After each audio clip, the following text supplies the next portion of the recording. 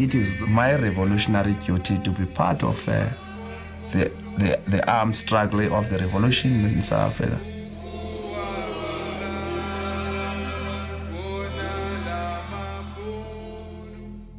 First and foremost, he's not Chris, as you have correctly said. It's Martin Tembisi.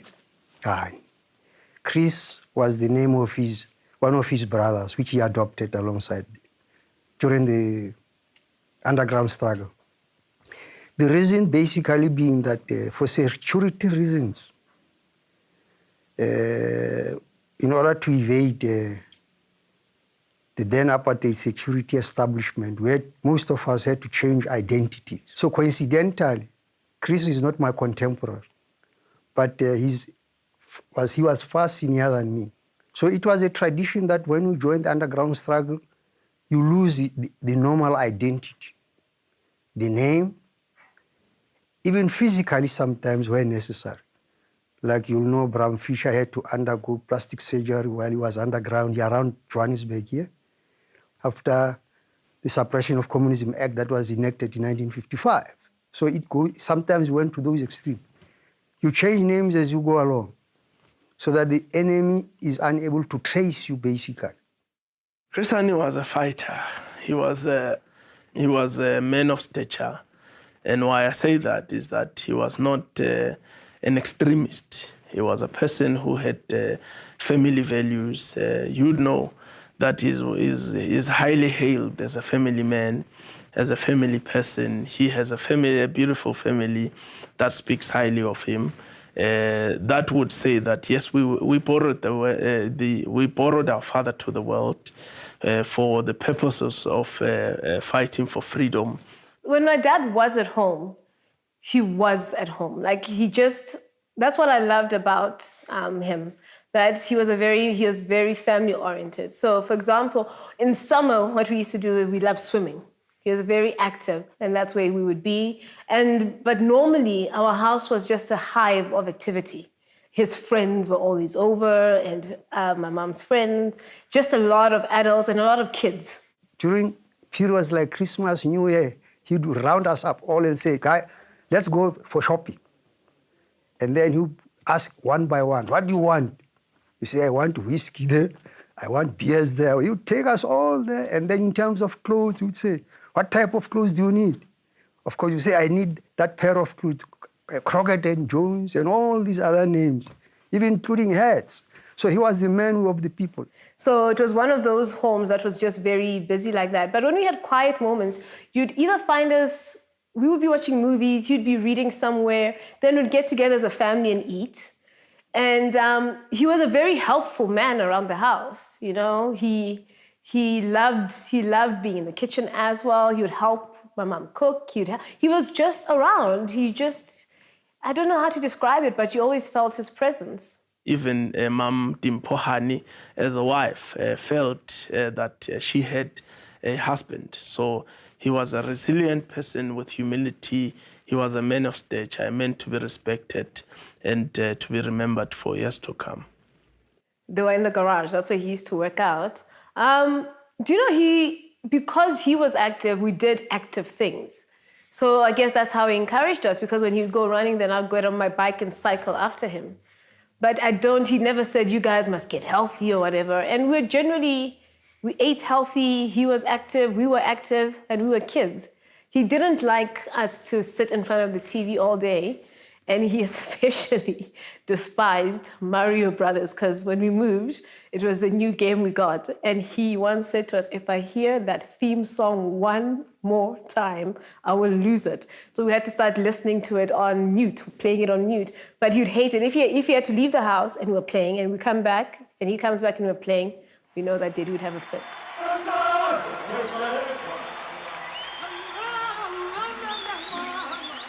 I'm happy as a person. It involved my late sister Kwesi and I, and it was during the weekend, and we wanted to get DVD. Now, Daddy was busy exercising in the garage, and he kept on saying, just now, and we kept on nagging him, and finally he was finished. He took us to the DVD store. Now, he never came out the car. You know, he didn't know parenting styles as yet. So we said, oh, just wait in the car. We go inside. We do what we wanted to do and get what we wanted to get, which was Basic Instinct. Now we were underage to get Basic Instinct. So the DVD man said to us, do your parents know that you're getting this movie? So I said, yes, there's our dad over there. And we went, Daddy? And he was like, so we took the DVD. And then later on that night, as we were watching, thinking they're sleeping, my mom comes out, sees what we're watching, had a fit. And nevertheless, my dad now got out every time, went to the DVD store, because my mom said, Tembi, you have to watch these kids. Chris was a loyal, disciplined, and responsible ANC cadre.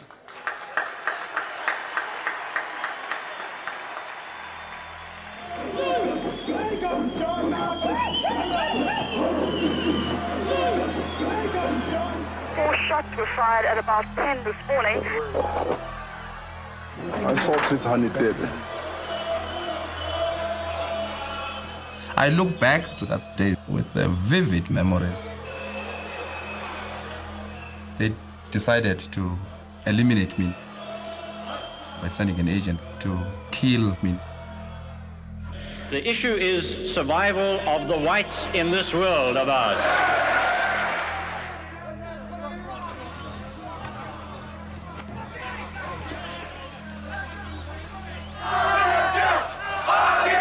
This is civil war, man. This is civil war. This is the start of a civil war.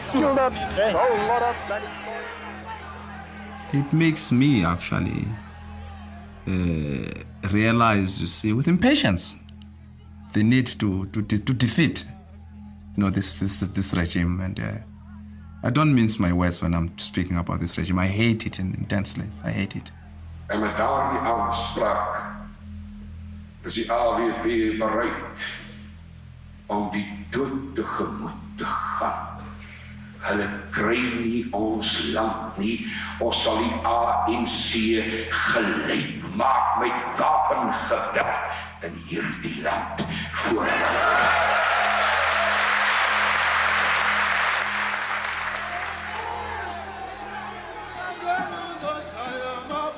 Young people put aside everything in life to concentrate in the fight against white domination.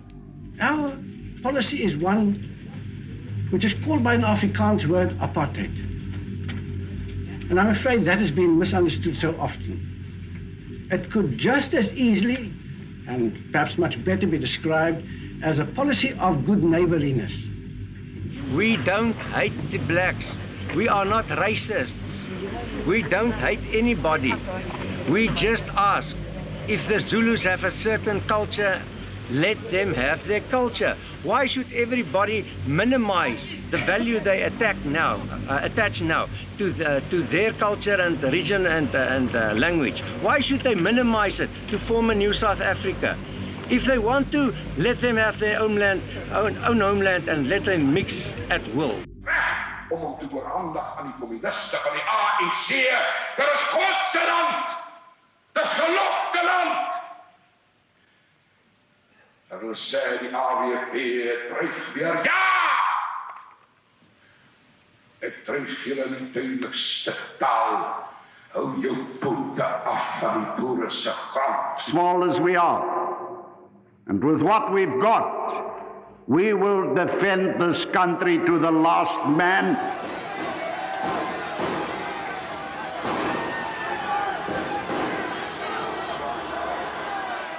I disagree with a lot of people who think that those people have changed because they've done nothing about removing the forces that they created.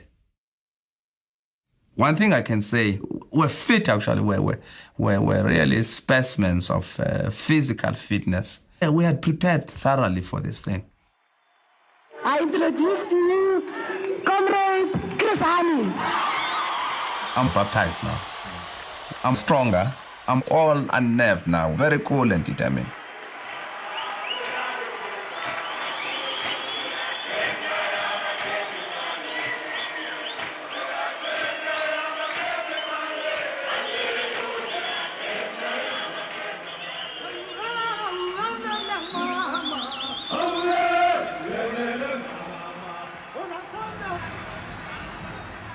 Now we're going to get involved to see, pitting our strength, testing ourselves against the other side.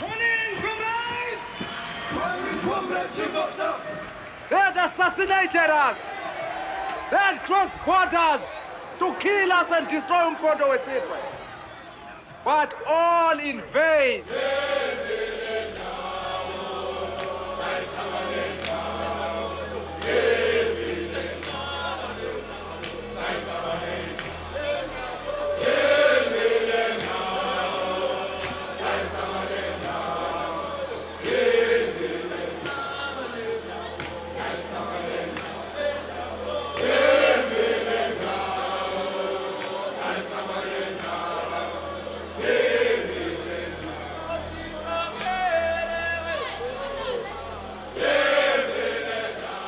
Making no apologies as a Communist Party.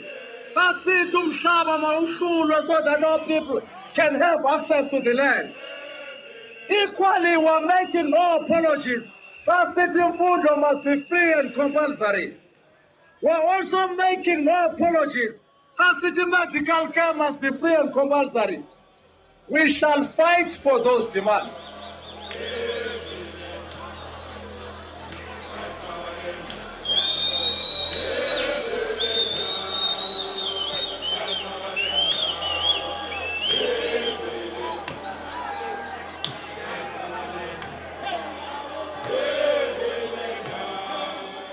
I'm reminded of this gruesome and inhuman regime, a cruel regime.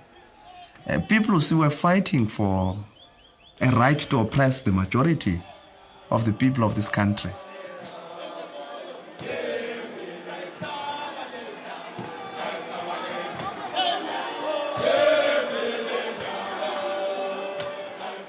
The house that we bought should be able to, secure a certain level of tourist destination, and it should be able to speak to some level of heritage, because we must be able to harness the rich history we have as a city, and we must be able to translate that into economic opportunities for the people of Ekurhuleni.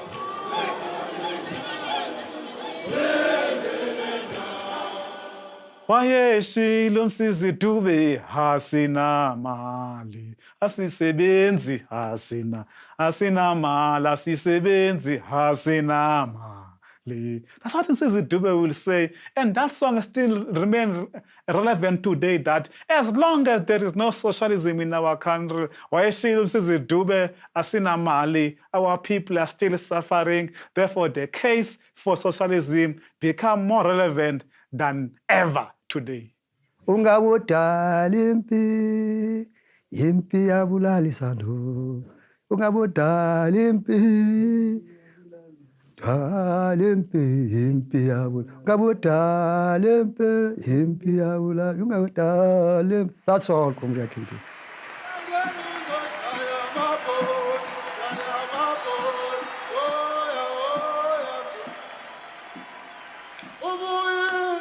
He wasn't a good singer after all, but he could do that. You see that. But he hated class enemies, especially the songs that were attached to the white generals that were conducting genocide throughout Southern Africa. He hated them. So any song composed around that hatred, he used to enjoy it. But in terms of Western music, no, I don't remember it. But he used to love Russian music, like Galinka, Galinka, Galinka, Maya, oh, Galinka, Galinka. He used to dance those Russian dances like that. He loved them because he was a product of the Russian Soviet education and training. Top of the poll, and with 1,858 votes, Chris Hani.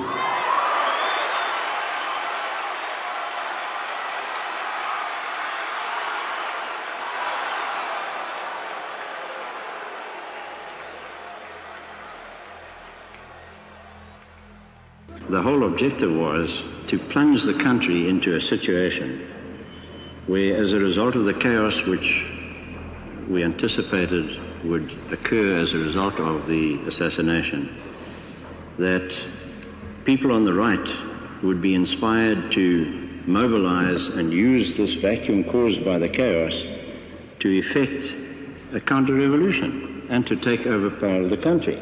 That was the whole object, and I mean, that's why a man like the late Chris Hani had to be the target.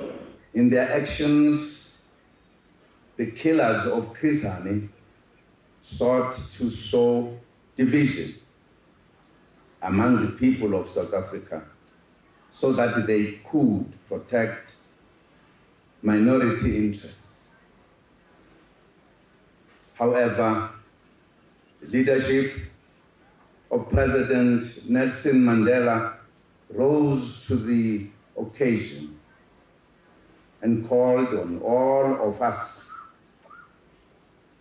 not to allow minority interests and the actions of disruptors to shift our focus.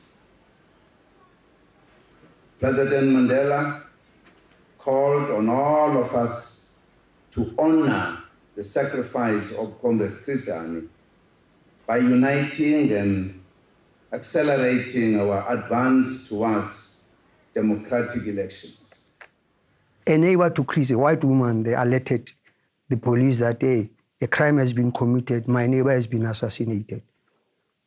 Nelson Mandela speaks of that incident. He was already during CODESA talks, and then everything was on board, above board, and then he actually praised that white lady who created conditions for the assassins to be arrested, tried, and be sentenced.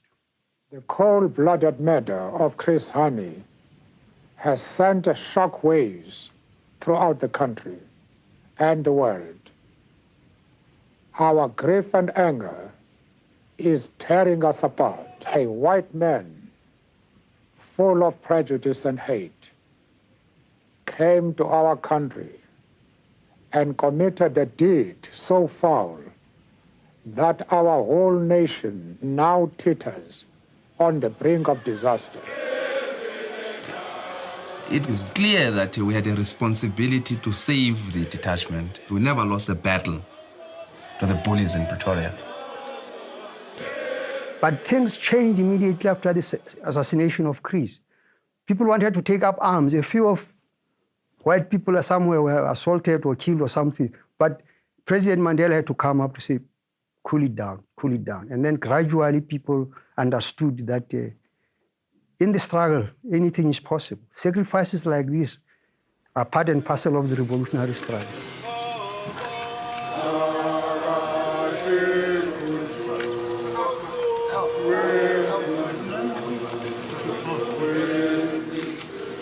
I want to be honest. I was annoyed. I know the names, I know the faces.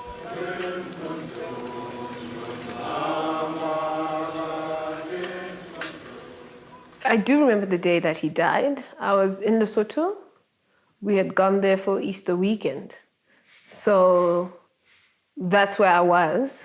And I was walking to the cinema with my friends in Lesotho. And we were going to invite another family friend. So when we walked to their house, we saw the car, my mom's car. And then that's when a whole group of women rushed out of the house, crying and embracing me. And my mom said to me, your dad's been shot. So I remember thinking, what's the big deal? He's been shot before. So I asked, what hospital? And then my mom said, no, this time he's been shot dead. And that's when we had to drive back to Joburg. 4 shots were fired at about 10 this morning. I think the day that I first saw his picture, it was those eyes. He still has, but then there were just these intense blue Nordic eyes, and there was just no emotion. They were just so vapid. So I wanted to understand how someone could come to this country and do what he did. And it's just the day that he killed my father, we were intrinsically linked. There was not one without the other, you know? And I wanted to know It was, I think for me, it was human curiosity about what kind of person does what he did. So ever since I can remember, I've always been slightly obsessed with meeting this guy. We have got reservation about the amnesty they are talking about. Darling Daddy,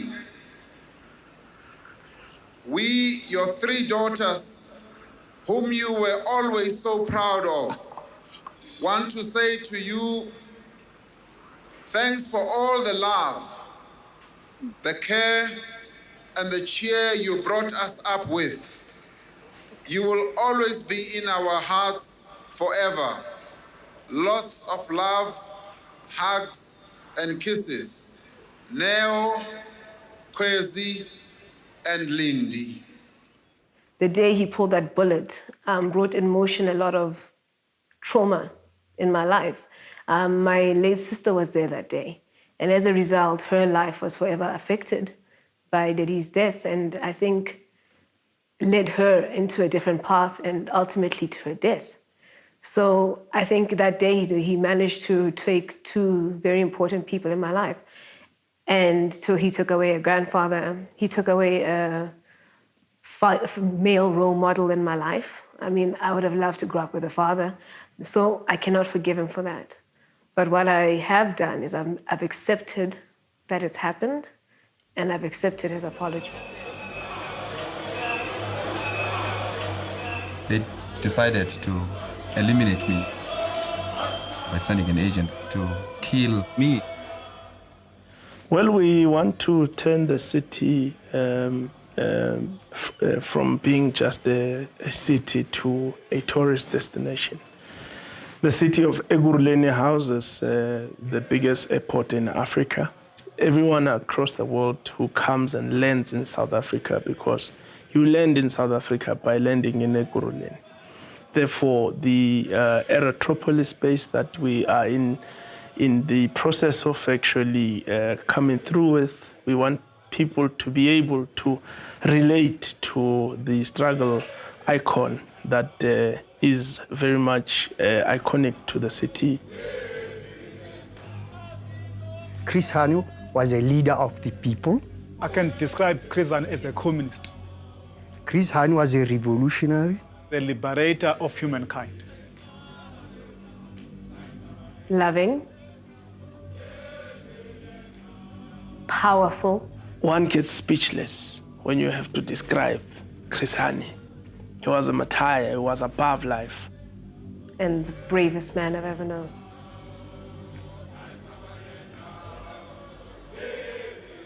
Chris Hani was the person who used to like to see all South Africans to live in a better South Africa. Died for us. He fought for freedom.